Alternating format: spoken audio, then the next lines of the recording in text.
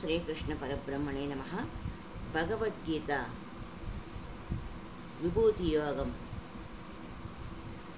భ్రాంతిని తొలగించుకోవడం ఎలా సాధ్యమో అన్న ప్రశ్నకు విభూతి యోగంలో 3వ శ్లోకము యో మా మజమనాదిం చ వేత్తి లోకమహేశ్వరం అసమూఢః సా మర్త్యేషు సర్వపాపైః ప్రముచ్యతే.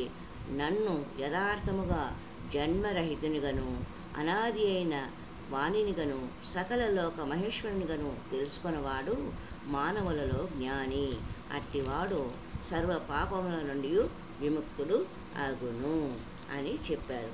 అలాగే అసంఖ్యాక లోకాలలో పరిభ్రమించే జీవులలో నిజమైన భాగ్యవంతుడు ఎవరు అన్న ప్రశ్నకు విభూతి యోగములో 9వ శ్లోకం మచ్చిత్తా మద్గత్ ప్రాణాః బోధయంతః పరస్పరం కథయంతశ్చ మాం నిత్యం తుష్యంతి చ రమంతి చ.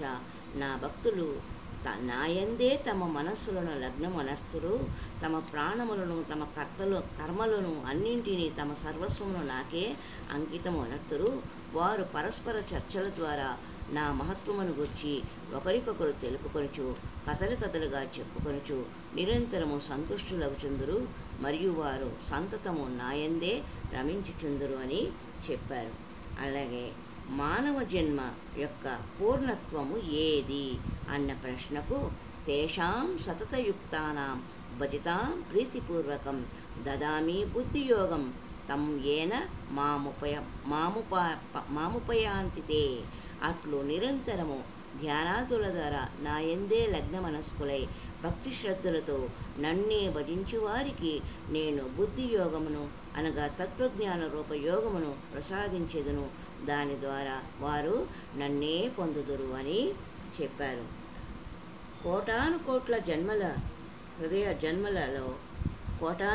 జన్మలలో హృదయంలో ప్రోగు చేయబడిన మాలిన్యము ఏ విధముగా ఏం చేయడం ద్వారా తొలగపడుతుంది అన్న ప్రశ్నకు తేషామేవాను కంపార్థం అహం జ్ఞానజం తమః నాశయామ్యాత్మ భావస్థో జ్ఞానదీపేన భాస్వత. ఓ అర్జున, వారి అంతఃకరణముల యందు స్థితుడై ఉన్న నేను వారిని అనుగ్రహించుటకై తేజోమయమైన తత్వజ్ఞాన రూప దీపమును జ్యోతిని వెలిగించి వారి అజ్ఞాన అంధకారమును పారద్రోలెదను అని చెప్పారు. హరి ఓం తత్సత్.